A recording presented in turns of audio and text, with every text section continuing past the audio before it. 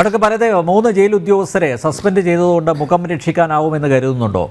മറ്റൊരു കാര്യം, ഇന്ന് ഈ വിഷയം നിയമസഭയിൽ ഉപക്ഷേപമായി പ്രതിപക്ഷം കൊണ്ടുവന്നപ്പോൾ മറുപടി പറയാതെ മുഖ്യമന്ത്രി മുങ്ങിയത് എന്തിനാണ്? നമ്മൾ എല്ലാ നിയമസഭയായാലും പാർലമെന്റ് ആയാലും പാസ്സാക്കുന്ന നിയമങ്ങളെല്ലാം തന്നെ നമ്മുടെ ഭരണഘടനയ്ക്ക് അധിഷ്ഠിതമായിട്ടുള്ളതാണ്. ക്രിമിനൽ നടപടി നിയമം എന്തായാലും രാംകുമാർ സാർ ഉണ്ടല്ലോ, 432, 430, ഇത് സസ്പെൻഷനും റിമിഷനും കമ്മ്യൂട്ടേഷൻ ഓഫ് സെന്റൻസ് ഒക്കെ ആയിട്ടാണ് പറയുന്നത്. പക്ഷേ 433A എന്നൊരു വകുപ്പുണ്ട്.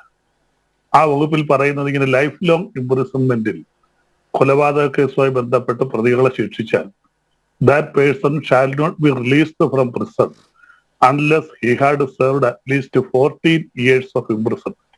ഇത് 433A പറയുന്നതാണ് CRPC. ഇത് നിയമമാണ്.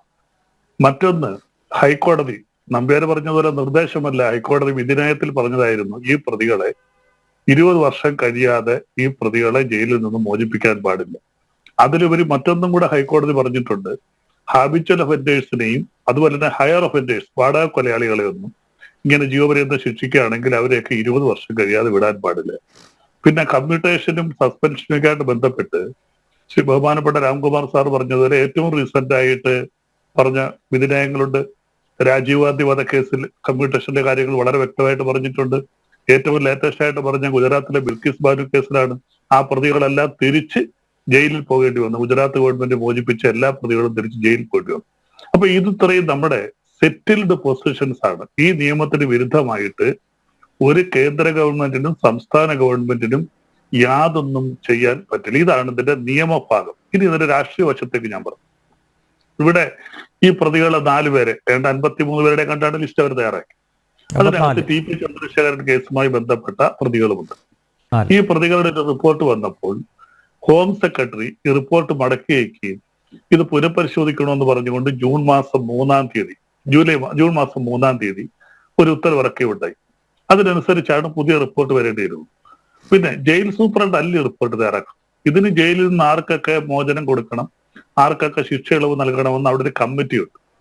ആ കമ്മിറ്റിയുടെ നിർദ്ദേശം അനുസരിച്ചാണ് റിപ്പോർട്ട് ഹോം ഡിപ്പാർട്ട്മെന്റിലേക്ക് വരുന്നത്. ഹോം ഡിപ്പാർട്ട്മെന്റ് വന്നാൽ ആ റിപ്പോർട്ട് അതുപോലെ താങ്കൾക്ക് ഞാൻ പറഞ്ഞോട്ടെ, അങ്ങനെ ക്യാബിനറ്റിലേക്ക് വന്നാൽ അതിനകത്ത് കളക്ടർ ഒക്കെ ഉണ്ട്. അപ്പോൾ ഇത് ക്യാബിനറ്റിലേക്ക് വന്നു കഴിഞ്ഞാൽ ക്യാബിനറ്റിൽ വെക്കുന്ന നോട്ടുകൾക്ക് കേരളത്തിൽ കുറെ ചട്ടങ്ങളൊക്കെ ഉണ്ട്. പലതും ലായിൽ പോകേണ്ടതുണ്ട്, ഫൈനാൻസിൽ പോകേണ്ടതുണ്ട്. ക്യാബിനറ്റ് അംഗീകരിച്ചു കഴിഞ്ഞാൽ പോലും വീണ്ടും ലായുടെ കൺസെന്റ് വേണ്ടതുണ്ട്. ഇതിനൊക്കെ ശേഷമാണ് ഗവർണർ അടുക്കിലേക്ക് ഇത് പോകുന്നത്. അപ്പോൾ ഞാൻ പറഞ്ഞ നേരത്തെ നിയമങ്ങൾ നിലനിൽക്കുമ്പോൾ ഇവിടെ ലാ ഡിപ്പാർട്ട്മെന്റിലും ഹോം സെക്രട്ടറിക്ക് ഇപ്പോൾ സീനിയർ IAS ഓഫീസർമാർ, ലാ ഡിപ്പാർട്ട്മെന്റ് ലാ സെക്രട്ടറി ഒരു ജില്ലാ ജഡ്ജിയോ അല്ലെങ്കിൽ അതിന് മുകളിലുള്ള ഒരാളായിരിക്കും ലാ ജഡ്ജി, ലാ ഡിപ്പാർട്ട്മെന്റ് ജഡ്ജി ആയിട്ടിരിക്കുന്നത്. ഇപ്പോൾ ഒരു സനൽകുമാറാണ്. അപ്പൊ അവിടെ ഇവരൊക്കെ ഇത് നല്ലതുപോലെ പരിശോധിച്ചാണ് ഇതിന് കൺസെന്റ് കൊടുത്തുവിടുന്നത്. അപ്പോൾ നിയമം ഇങ്ങനെ നിലനിൽക്കെ ജയിൽ സൂപ്രണ്ട് ഒരു പക്ഷേ ഇങ്ങനെ റിപ്പോർട്ട് കൊടുത്തിട്ടുണ്ടാകാം, TP ചന്ദ്രശേഖരൻ വധക്കേസിലെ പ്രതികളെ റിലീസ് ചെയ്യാൻ റിപ്പോർട്ട് കൊടുത്തിട്ടുണ്ടാകും. ഒരിക്കലും ക്യാബിനറ്റ് അതിന് അംഗീകരിക്കാൻ പറ്റില്ല. ഒരുപക്ഷെ ക്യാബിനറ്റ് അത് അംഗീകരിക്കാൻ പോലും ലാ ഡിപ്പാർട്ട്മെന്റ് അതിന് അംഗീകാരം കൊടുക്കില്ല. അപ്പൊ ഇതിന് അങ്ങനെ നിയമം നിലനിൽക്കെ ഇനി ഒരുപക്ഷെ ലാ ഡിപ്പാർട്ട്മെന്റ് അംഗീകാരം കൊടുത്ത് ഗവർണർ ഒപ്പിട്ടു എന്ന് തന്നെ വിചാരിക്കും. അങ്ങനെ ഈ പ്രതികളെ പുറത്തെടുക്കാൻ പറ്റില്ല. കാര്യം ഹൈക്കോടതി ഉത്തരവും ഇന്ത്യയുടെ CRPCയിൽ അങ്ങനെ ഒരു നിയമവും നിൽക്കുമ്പോൾ, നേരത്തെ ബിൽക്കിസ് ബാനു കേസിലെ കാര്യം പറഞ്ഞതുപോലെ ആരെങ്കിലും ഒരു പെറ്റീഷൻ പോയാൽ ആ ഉത്തരവ് അസാധുവായിട്ട് മാറും.